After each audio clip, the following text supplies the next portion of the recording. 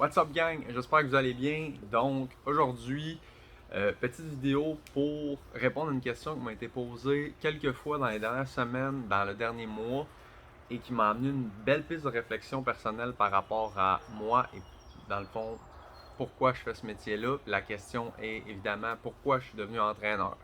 Donc je vais répondre à cette question-là plus en détail après l'intro, fait qu'on se voit dans quelques secondes. Let's go!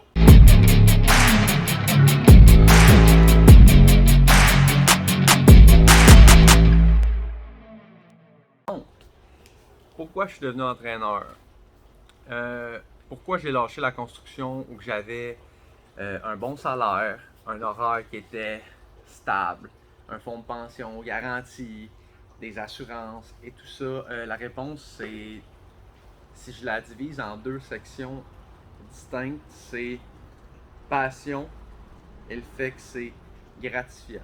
Donc, passion, oui, effectivement, je me suis dit que c'était peut-être la bonne chose pour moi d'aller dans ce domaine-là, car c'est un domaine qui me passionne beaucoup en tant qu'athlète. Je fais du sport depuis très longtemps et je voulais aller dans ce milieu-là pour enseigner ça aux autres et avoir la chance de le pratiquer tout le reste de ma carrière. Et je me dis toujours que quand on fait quelque chose avec passion, avec le temps, dans tous les cas, l'argent va suivre. T'sais, la business va rouler et les clients vont arriver un jour ou l'autre si je continue à travailler avec la même passion que je fais en ce moment avec mes clients actuels. L'autre point qui est le plus important et que je me suis rendu compte plus précisément dans les 3 derniers mois, c'est vraiment le sentiment de satisfaction de le faire, de voir qu'on a un réel impact dans certains moments de la vie des gens. Comme beaucoup le savent, j'ai commencé à coacher du basketball sur un contrat comme un peu qui est arrivé de nulle part à mon ancienne école secondaire. Et en même temps, j'ai eu un autre contrat à cette même école-là qui est de coacher kickboxing et jiu-jitsu au secondaire 4 et 5 et du basketball au secondaire 1 et 2 et un peu aussi au secondaire 3, 4, 5. J'ai touché un peu à tous les niveaux dans les derniers mois et je me suis rendu compte que quand que ça arrive aussi chez les adultes, ok? Tu sais, d'accomplir quelque chose que la personne n'avait même pas pensé pouvoir accomplir un jour. Euh, les adultes ont tendance un petit peu plus le cacher. Tu sais, le sentiment ou la joie vraiment peu, ils vont un peu la diminuer. C'est satisfaisant quand même en tant que coach, là, définitivement. Mais ce que je me suis vraiment rendu compte dans les derniers mois, c'est quand tu vois un adolescent, un ou une jeune adulte faire quelque chose qu'elle n'avait pas pensé pouvoir accomplir, puis voir le pure joy dans leur visage, le gros sourire, ça me fait sentir bien.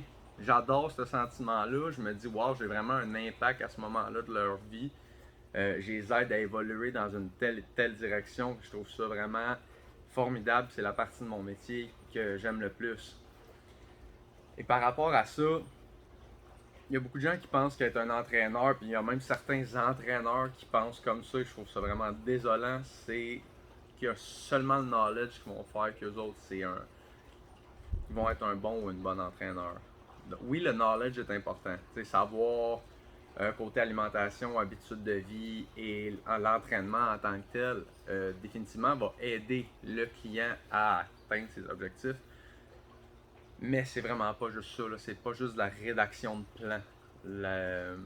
La carrière d'entraîneur, c'est surtout basé sur créer des relations avec les gens. Une relation de confiance et de respect. Et aussi d'amener cette relation-là à un niveau que vous allez pouvoir discuter de tout.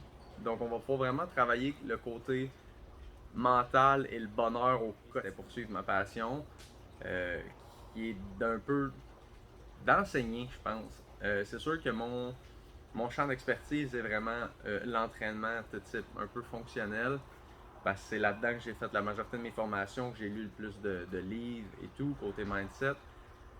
Mais en me rendant compte que j'ai un gros background de basketball, que j'étais capable de l'enseigner avec autant d'efficacité, même si côté techniquement parlant, je suis tout nouveau dans le monde du coaching au niveau du basketball.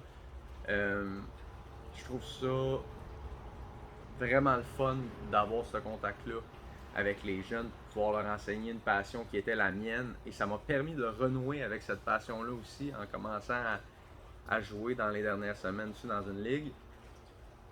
Et je pense que c'est quelque chose que tous les enseignants, que ça soit, là je parle pas juste des profs à l'école, les profs, je parle de toute personne que son travail c'est d'enseigner quelque chose à une audience. Je crois que c'est extrêmement important qu'ils fassent passer la priorité de leur message. Ben pas la priorité de leur message, mais la priorité sur la relation avant le knowledge qu'ils vont donner à l'autre personne. Parce que si la personne te fait confiance et a du respect pour toi, elle va assimiler mieux l'information que tu vas lui donner. Et ça, c'est mon avis. Et pour l'avoir vécu avec beaucoup de gens, ça marche. Quand tu prends le temps de vraiment bâtir quelque chose avec.